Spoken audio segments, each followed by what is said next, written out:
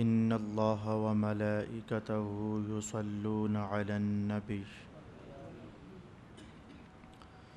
يا أيها الذين آمنوا صلوا عليه وسلموا تسليما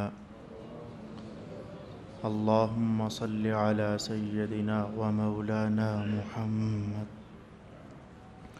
وعلى آل سيدنا ومولانا محمد وأصحاب سيدنا ومولانا محمد وبارك وسلم وصل عليه الصلاة والسلام عليك يا سيدي يا رسول الله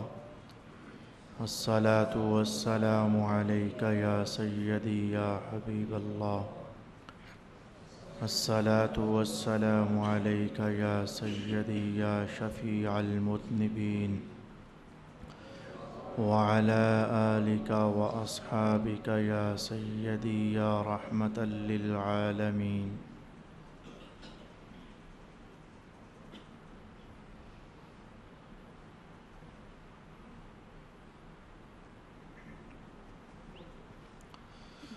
عن أبي أمامة رضي الله تعالى عنه عن النبي صلى الله عليه وآله وسلم 5 ليال لا ترد فيهن الدعوة أول ليلة من رجب وليلة النصف من شعبان وليلة الجمعة وليلة الفطر وليلة النحر أو كما قال النبي صلى الله عليه وآله وسلم۔ برادران دین و ملت، آج کی اس نشست کو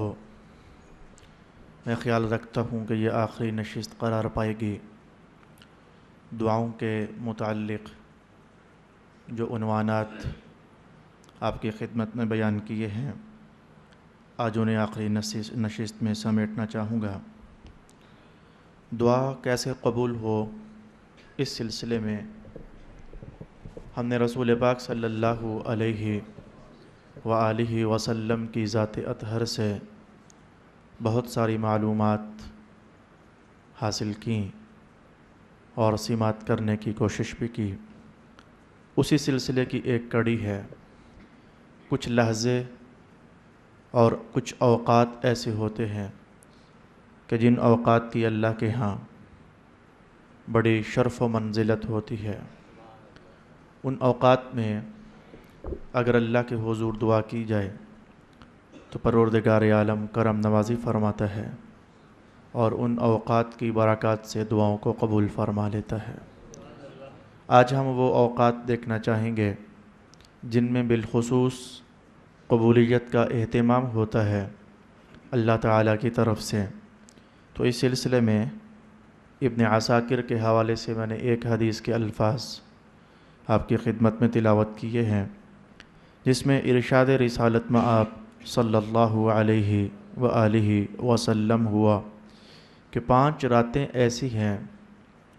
کہ جن میں اللہ تعالیٰ کوئی دعا رد نہیں فرماتا، اور ان 5 راتوں کی برکت سے مسلمانوں کی دعاؤں کو قبول فرما لیتا ہے۔ یاد رکھنا اور محفوظ رکھنا آپ کے ذمے۔ میں وہ 5 راتوں کا نام آپ کی خدمت میں بیان کرنا چاہتا ہوں۔ اول لیلہ من رجب، رجب کی پہلی رات، جیسے رمضان کی پہلی رات ہوتی ہے، صبح رمضان تو اس سے پہلے جو فوراً رات ہو، ایسے ہی صبح رجب ہو پہلی تاریخ کے ساتھ، تو آج رات میں جو رات ٹھہرے گی اسے اول لیل کہتے ہیں رجب کی۔ تو حضور نے فرمایا کہ رجب کی پہلی رات اللہ رب العالمین دعائیں قبول فرماتا ہے۔ اور اس مہینے کی نسبت خاصہ آپ جانتے ہیں کہ اللہ رب العالمین نے اتنی بڑی عطا رسول اللہ کے نام فرمائی کہ 1,24,000 انبیاء کے لگ بھگ تشریف فرما ہوئے۔ جو کمال، جو بلندی اور جو رفعت اس مہینے میں اور اس ماہ مقدس میں اللہ تعالیٰ نے رسول پاک علیہ السلام کو عطا فرمائی، وہ کسی اور رسول کے حصے میں نہ ہو سکی۔ میری مراد معراج شریف ہے، رسول اللہ کا آسمانی معجزہ اور عظیم الشان معجزہ، ان پاکیزہ نسبتوں ہی کی وجہ سے تو وقت اللہ کے ہاں متبرک ہو جاتے ہیں اور مقدس ہو جاتے ہیں۔ پھر دوسری بات حضور نے فرمائی کہ لیلۃ النصف من شعبان، جس کو آپ شب برات کہتے ہو، تو اس رات میں بھی اللہ رب العالمین کے ہاں کی ہوئی دعائیں قبول ہو جاتی ہیں۔ اور تیسری رات حضور نے فرمائی لیلۃ الجمعہ، یعنی آج ابھی میں آپ کے سامنے جمعے کے دن میں موجود ہوں، جو گزشتہ رات بنتی تھی، اس گزشتہ رات میں اللہ تعالیٰ کے ہاں بالخصوص جو دعائیں کی جائیں اللہ تعالیٰ انہیں قبول فرما لیتا ہے۔ ولیلۃ الفطر ولیلۃ النحر، اور دو راتیں اور بھی ہیں، ایک عید الفطر کی رات، صبح عید الفطر ہو تو آج رمضان کے آخر میں جو رات پڑے اس رات کو عید الفطر کی رات کہا جاتا ہے، یعنی چاند رات۔ اور پانچویں رات حضور نے ارشاد فرمائی کہ صبح بڑی عید ہو تو آج رات جو رات ٹھہرے گی اسے آپ کیا نام دیتے ہو یہ آپ کا ماحول، لیکن صبح بڑی عید ہو تو جو رات میں جو اس سے پہلے فوراً متصل رات ہوگی۔ بلکہ ان دو راتوں کے بارے میں تو عید الفطر کے دن میں نے آپ کو بڑے اہتمام کے ساتھ وہ حدیث شریف بتائی تھی، جس میں رسول اللہ علیہ السلام نے فرمایا جو شخص ان دو راتوں کو قیام کرتا ہے، اللہ تعالیٰ کے حضور کچھ حصے عبادت کے لیے گزارتا ہے، تو وہ دن جس دن کے دل مردہ ہو جائیں گے، ان دو راتوں کو قیام کرنے والے کے دل کو اللہ مردہ نہیں ہونے دے گا۔ یہ 5 راتیں میں نے آپ کی خدمت میں بیان کی، چونکہ میں چاہتا ہوں کہ آج بہت سارے اوقات آپ کی خدمت میں بیان کر دوں کہ جن میں اللہ تعالیٰ دعائیں قبول فرماتا ہے۔ اگلی حدیث کے الفاظ سماعت کر لیجئے۔ یہ خاص کر کے جب کوئی شخص فوت ہو جائے یعنی میت، تو میت کے پاس اگر دعا کی جائے تو اللہ تعالیٰ دعا کو قبول فرما لیتا ہے۔ اس سلسلے میں ہمارے پاس کون سی حدیث شریف بطور دلیل ٹھہرے گی؟ رسول اللہ صلی اللہ علیہ وآلہ وسلم ارشاد فرماتے ہیں کہ میت کے پاس کچھ بھی منہ سے نکالو تو کلمہ خیر نکالو، اس لیے کہ میت کے پاس جب تم کچھ بھی کلام منہ سے نکالتے ہو تو اللہ کے فرشتے اس پر آمین کہہ دیتے ہیں۔ یہ حدیث شریف کے الفاظ ہیں جو میت کے پاس دعا کے قبولیت کے لیے ارشاد فرمائے گئے ہیں۔ راز اللہ جانتا ہے، اللہ کا محبوب بہتر جانتا ہے۔ ہم رازوں سے واقف تو نہیں ہیں، البتہ ہم ان معلومات تک رسائی حاصل کرنے کی کوشش کر رہے ہیں کہ جن میں دعائیں قبول ہو جاتی ہیں۔ آج جب کہ یہ حدیث شریف ہمارے سامنے ہے تو میں عرض کرنا چاہوں گا کہ مسلمانوں میں یہ کیا لہر دوڑ گئی اور مسلمانوں میں یہ کیا فتنہ انگیزی کا ہنگامہ بپا ہو گیا کہ آج فتوے تقسیم کر دیے جاتے ہیں، آج مفتی صاحبان اپنے قلموں کو حرکت میں لے آتے ہیں۔ اگر کچھ سادہ دل مسلمان نماز جنازہ کے اختتام پر دعا کر لیں تو ایک عجیب سا کچھ لوگوں کی ہاں رویہ دیکھنے کو ملتا ہے جو کسی بھی صورت میں مناسب حال نہیں ہے۔ بھائی رسول اللہ علیہ السلام نے تو فرمایا ہے کہ میت کے قریب اگر دعا کرو گے تو اللہ قبول فرماتا ہے، تو لہٰذا اگر جنازہ کی نماز ادا کرنے کے بعد ادھر ہی صفیں توڑ کر دائرہ بنا کر تو اگر دعا کر لی جائے تو میرا خیال ہے کہ کوئی ایسی قباحت نظر نہیں آتی ہے کہ اس کو فتنہ بنا دیا جائے اور اسے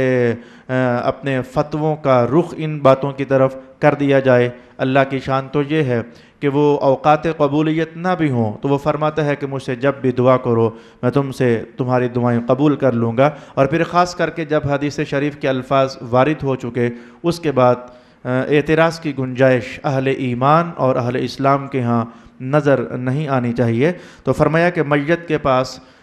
دعا کرو، اللہ تعالیٰ دعا قبول فرماتا ہے۔ کیا محسوس نہیں کرتے ہو کہ رسول پاک علیہ السلام نے بھی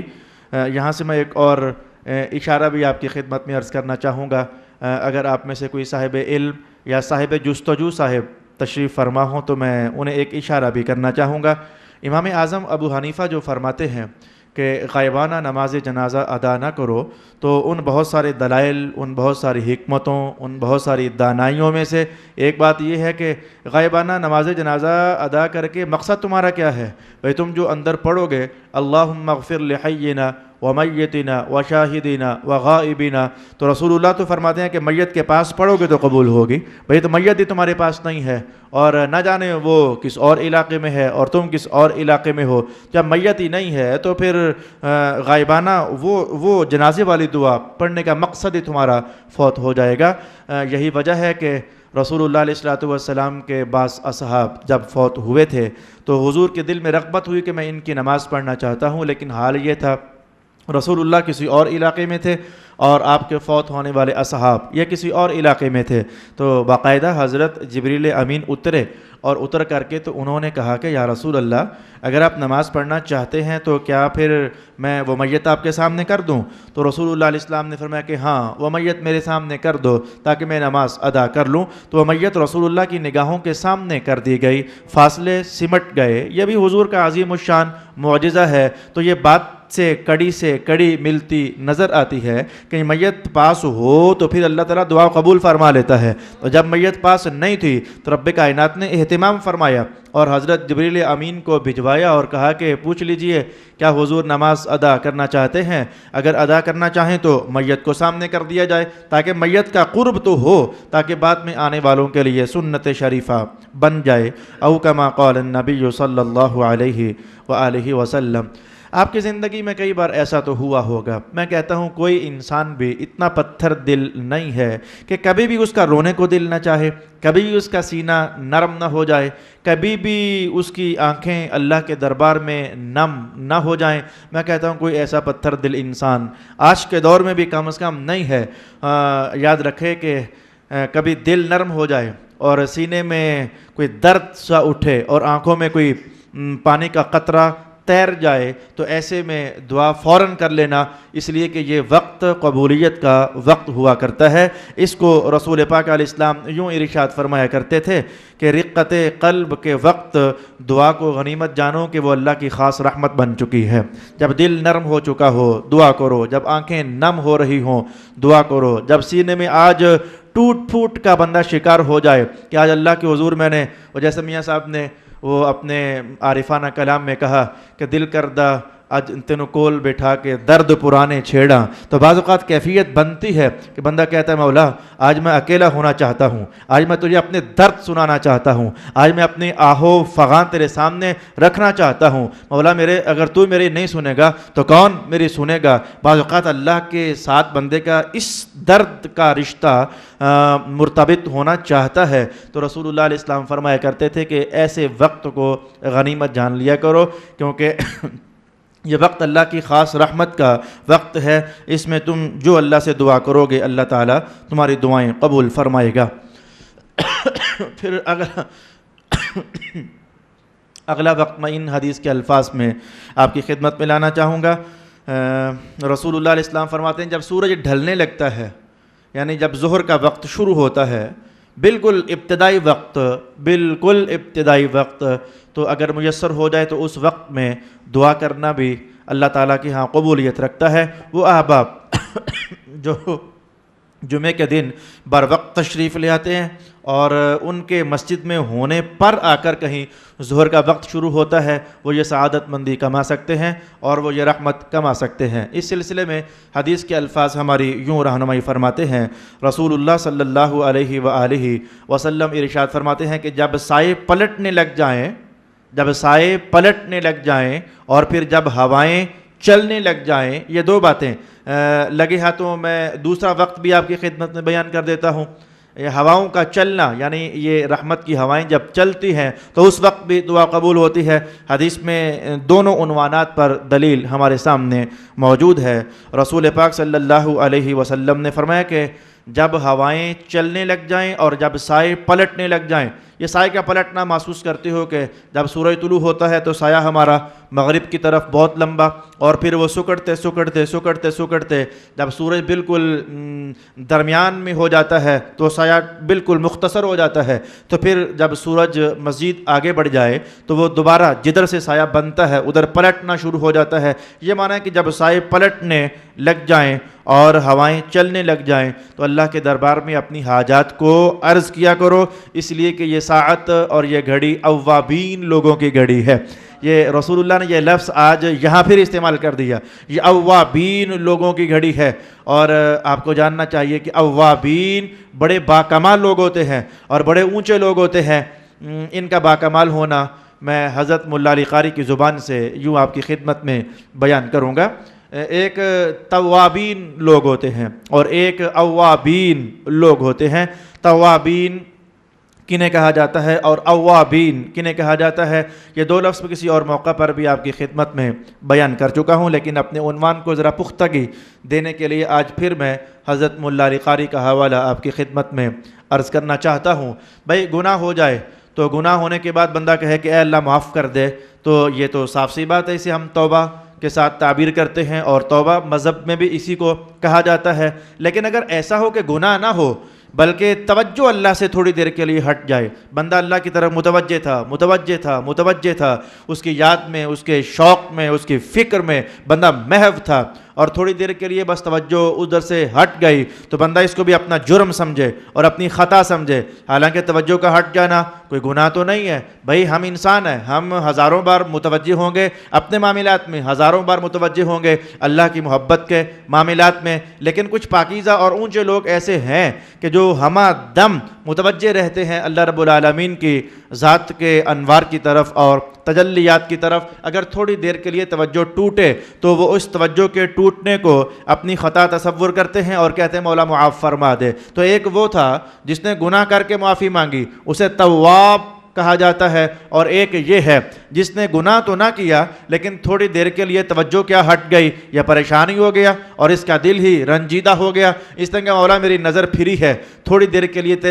تیری چوکھٹ سے مجھے معاف کر دے. تو حضور فرماتے ہیں جو یہ لوگ ہوتے ہیں انہیں اوابین کہا جاتا ہے، ہمہ دم ادھر متوجہ رہنے والے، ہمہ دم اپنی توجہ کو اللہ کی ذات کے ساتھ مربوط رکھنے والے. تو رسول پاک علیہ السلام نے فرمایا کہ جب سائے پلٹ جائیں تو یہ اوابین لوگوں کی گھڑی ہوتی ہے. تو ایسے میں دعا کیا کرو، اللہ رب العالمین تمہاری دعائیں قبول فرمائے گا. بلکہ یہ جو لحظہ ہے، میں اس لحظے کو ایک اور جہت سے اس کا اونچا ہونا اور اس کا متبرک ہونا یوں کہنا چاہوں گا. رسول اللہ علیہ السلام نے جب ظہر کی 4 سنتیں ادا فرمائیں، یعنی حضور کے لیے تو نفل تھے لیکن ہمارے لیے انہیں پھر سنت کہا جاتا ہے، حضور کا اسوہ ہمیں سنت کا نام دے گیا. تو ایک صحابی نے پوچھ لیا یا رسول اللہ فرض تو 4 ہیں، تو یہ جو آپ نے 4 رکعتیں فرضوں سے پہلے ادا کی ہیں یہ کیا چیز ہے؟ اس موقع پر حضور نے اسی ساعت کا حوالہ دیا اور فرمایا کہ یہ وہ وقت ہے جب آسمان کے دروازے کھول دیے جاتے ہیں. تو میں چاہتا ہوں کہ جب آسمان کے دروازے کھلے نا تو میں محمد کی طرف سے اللہ کے دربار میں یہ 4 رکعتوں کا تحفہ پیش کر دیا جائے.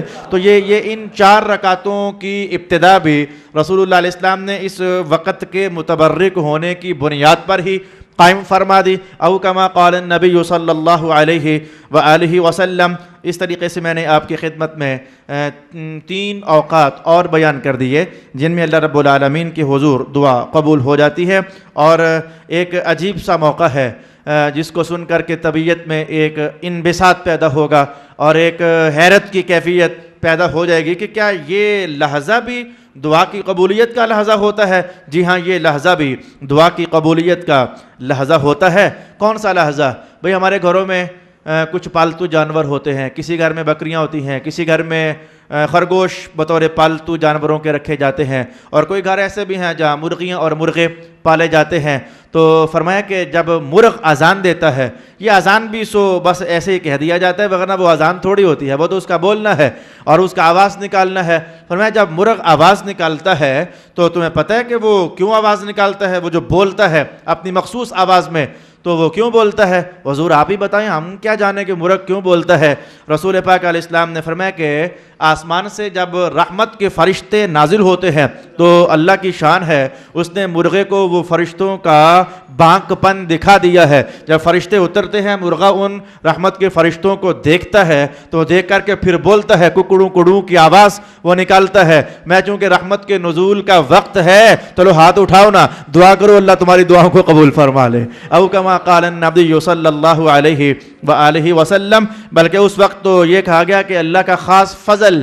مانگا جائے. وہ جو مرغے کے بولنے کا وقت ہوتا ہے اس وقت میں خاص کر کے فضل مانگا جائے. میں کہوں گا کہ یہ مرغے کو بھی رسول اللہ کی توجہ نے اونچا کر دیا. یہ حدیث کے الفاظ تو ذرا سماعت کیجئے.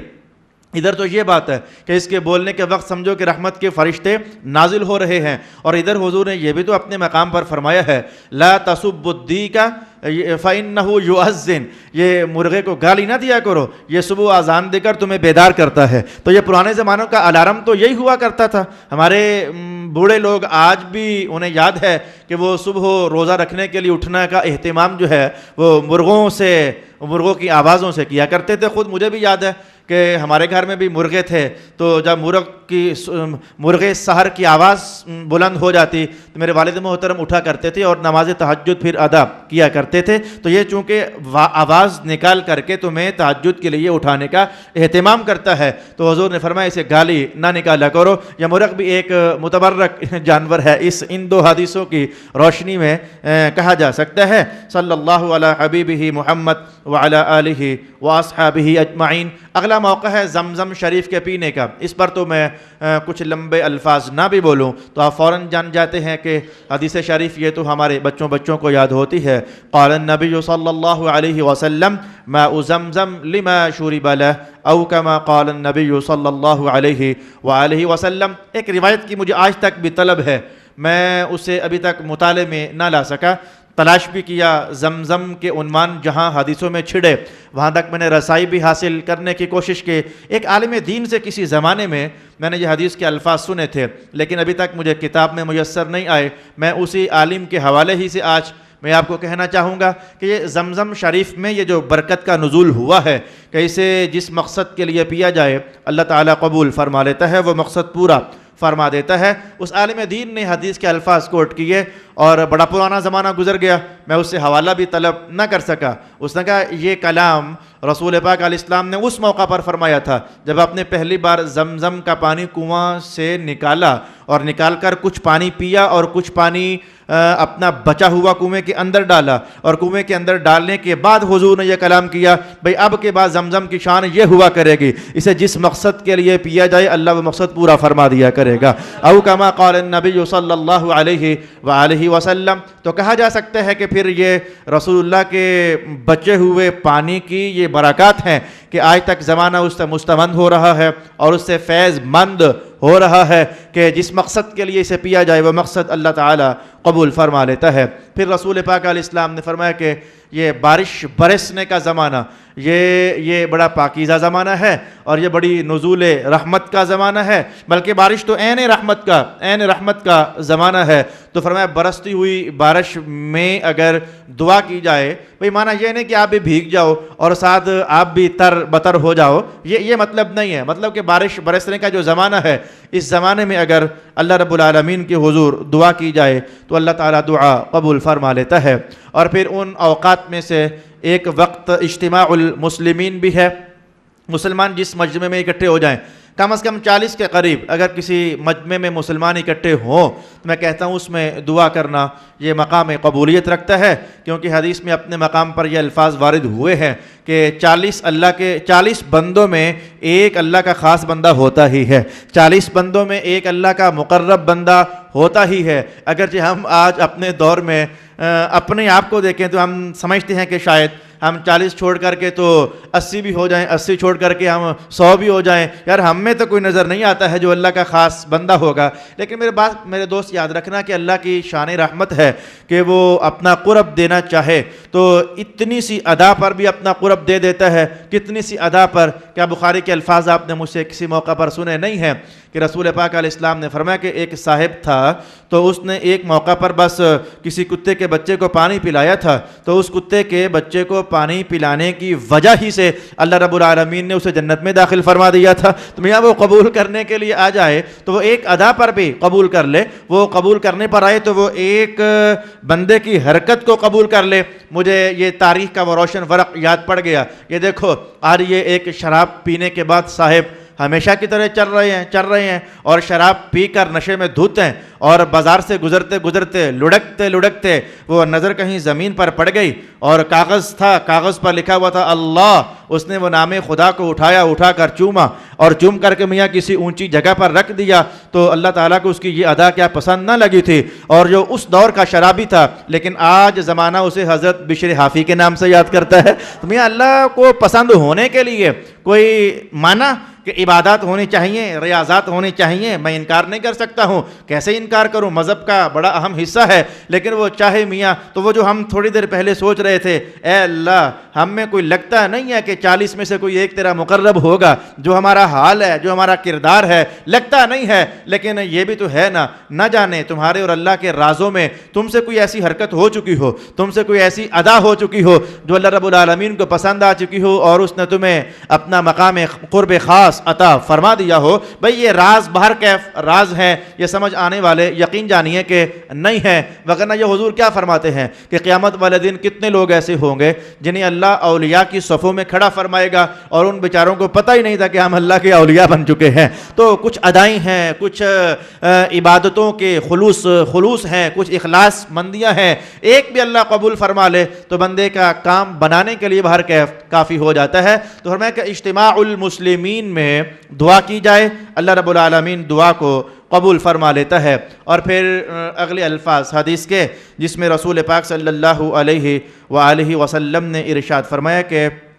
جب کوئی ایسی محفل جس میں اللہ کا نام سکھایا جا رہا ہو یا رسول اللہ کا پیغام سکھایا جا رہا ہو، جیسے کہ آج کی یہ محفل اور تمام مساجد کے اندر یہ تمام محفلیں، صرف یہی نہیں کہ اسی مسجد کی محفل، تمام مساجد میں اس وقت کہیں قال اللہ بیان ہوا جا رہا ہے اور کہیں قال الرسول کی آواز اٹھائی جا رہی ہے۔ جو لوگ سیکھنے کے لیے آئے تو رسول اللہ علیہ السلام فرماتے ہیں کہ ان مجالس کے اختتام پر ہاتھ بھی اٹھایا کرو، اس لیے کہ اب تم جو کہو گے نا، تم تو آمین کہو گے ہی کہو گے، اللہ فرشتوں سے بھی کہے گا چلو میرے بندے دعا کر رہے ہیں، تم بھی ذرا آمین کہنے میں شامل ہو جاؤ۔ تو ان مجالس کے اختتام پر بھی فرشتے آمین کہتے ہیں۔ میں کہوں گا کہ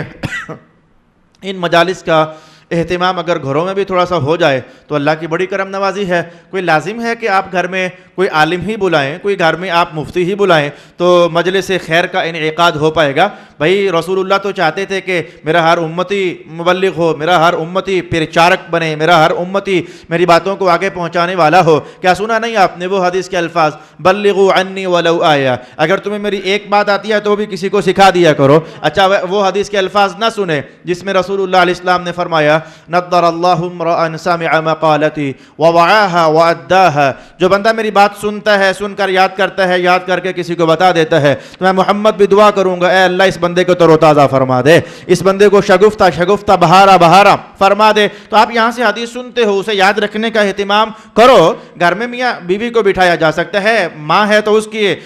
پاؤں میں بیٹھ کر کے تو یہ دو بندوں پر مشتمل بھی تو یہ محفل جم سکتی ہے۔ اگر والد محترم ہیں تو ان کے سامنے بیٹھا جا سکتا ہے، بہن بھائی ہیں تو انہیں بٹھایا جا سکتا ہے۔ الغرض ایسی محافل اور مجالس اگر سج جائیں تو پھر اختتام پر دعا کرنا نہ بھولنا کہ رسول اللہ علیہ السلام نے فرمایا کہ مجالس خیر یعنی جس میں تعلیم دین کی بات ہو، تعلیم خداوندی کی بات ہو اور تعلیم مصطفیٰ کریم صلی اللہ علیہ وآلہ وسلم کی بات ہو، تو وہاں دعا کرنا، فرشتے بھی تمہاری دعاؤں پر آمین کہتے ہیں۔ اور ایک بڑا خاص موقع ہماری زندگیوں میں یہ تو کئی بار ایسا ہو چکا کہ ہم ادھر قرآن شروع کرتے ہیں تو پھر کوئی مسلمان 6 دنوں میں، کوئی 7 دنوں میں، کوئی 10 دنوں میں، کوئی 20 دنوں میں، اور اگر روزانہ ایک سپارہ تلاوت کیا جائے تو کم از کم مہینے بھر میں تو قرآن ختم ہو جاتا ہے۔ وہ ایک دن میرے صاحب کہنے لگے یہ 7 منزلیں کیا لکھی ہوتی ہیں قرآن میں، یہ 7 منزلیں کیا ہوتی ہیں؟ میں نے کہا مطلب یہ ہے کہ کم از کم اگر اتنا 7 دنوں میں پڑھا جائے تو اللہ تعالیٰ کرتا ہے کہ 7 دنوں میں تمہارا قرآن ختم ہو جاتا ہے۔ تو یہ 7 منزلیں سمجھ کر کے اتنا ایک دن اور رات میں ایک بندہ خدا تلاوت کر سکتا ہے۔ جب تمہارا قرآن ختم ہو جائے تو رسول اللہ علیہ السلام فرماتے ہیں کہ صرف اتنا ہی نہیں کہ دعا کرو، صرف اتنا ہی نہیں کہ دعا کرو، فرمایا کہ تمہاری دعاؤں میں سے ایک تو لازمی ہے جسے اللہ رد نہیں فرمائے گا۔ یعنی تم نے جتنی دعائیں مانگی ختم قرآن کے بعد، تم نے جتنی دعائیں کی ہیں ان میں سے ایک تو ہے ہی ہے۔ اب حضور نے وہ بیان نہ کی، ظاہر ہے ہماری ضرورتیں الگ الگ ہیں، حضور کون سا جملہ فرمائیں، میں ان میں سے ایک دعا تو ایسی ہے ہی ہے جو اللہ رب العالمین اسے رد نہیں فرمائے گا۔ اور آپ قرآن کی شان تو بڑے عرصے سے جانتے ہیں کہ رسول اللہ علیہ السلام نے فرمایا ہے کہ قرآن کے ساتھ مصروف رہنے والا یہ بندہ وہ ہے کہ اگر یہ نہ بھی مانگے اللہ اسے ویسے بھی عطا فرما دیتا ہے، او کما قال النبی صلی اللہ علیہ وآلہ وسلم۔ تو آئیے میں آخری وقت بیان کروں، آپ نمازیں پڑھنے کے لیے مسجدوں میں جاتے ہو، آپ اذانوں کی آوازیں بھی سنتے ہو، تو یاد رکھنا کہ 2 اذانوں کے درمیان کا وقت یہ بڑی قبولیت کا وقت ہوتا ہے، اور بلکہ 2 اذانوں کے درمیان حضور نے بڑے مختصر اور جامع قسم کے الفاظ ہمیں دیے۔ وہ الفاظ یہ تھے، حضور رحمت عالم اذان اور اقامت کے درمیان یہ دعا کیا کرتے تھے، اللہم عافینا فی الدنیا والآخرہ، اے اللہ دنیا میں اور آخرت میں ہمیں معافات عطا فرما اور عافیت عطا فرما دے۔ آج ہی میں ایک حدیث پڑھ رہا تھا جو میں نے کل پڑھانی ہے، مجھے آج سفر کرنا تھا تو میں نے کہا ذرا اس کا مطالعہ کر لوں۔ حضور ایک صحابی کی تیمارداری کے لیے گئے، وہ چوزے کی طرح ان کا چہرہ نکلا ہوا تھا، یعنی کمزوری ان پر چھائی ہوئی تھی۔ حضور نے پوچھا کیا ہوا ہے؟ کہا حضور میں نے اللہ سے کہا ہے کہ اے اللہ میرے مرنے کے بعد جو تو نے ادھر سختی اگر ہے نا کوئی میرے حصے میں تو مہربانی کر مجھے ادھر ہی دے کر فارغ کر دے، میں ادھر کی برداشت نہیں کر سکتا ہوں۔ تو رسول اللہ علیہ السلام میں کہ نہیں، انک لن تستطیع،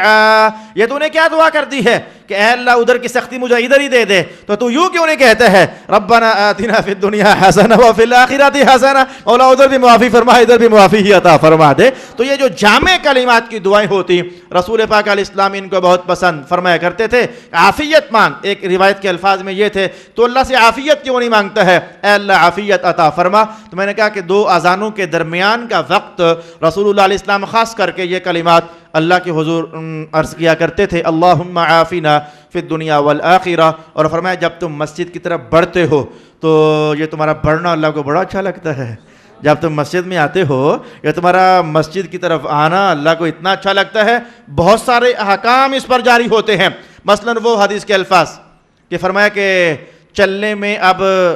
دھول اڑ کر تمہارے پاؤں پر لگ گئی نا تو اللہ تمہارے پاؤں پر دوزخ کی آگ حرام فرما دے گا، یا مسجد کی طرف بڑھنا، تو فرمایا اس وقت بھی اللہ کے حضور دعا کیا کرو۔ کیا جاتا ہے، آتے آتے بندہ گنگنا رہا ہے، کبھی درود و سلام، کبھی کہہ رہا ہے اے اللہ تعالیٰ معاف کر دے، اے اللہ کرم نوازی دے دے، اے اللہ مشکلوں میں گر گیا ہوں رحمت عطا فرما دے۔ الغرض مسجد کی طرف بڑھنے کا جو وقت ہے یہ وقت بھی قبولیت خاصہ کا وقت ہے۔ انشاءاللہ العزیز اگلی نشست سے 15ویں سپارے کا آغاز کروں گا، سورۃ الاسراء کا۔ وآخر دعوانا ان الحمد للہ۔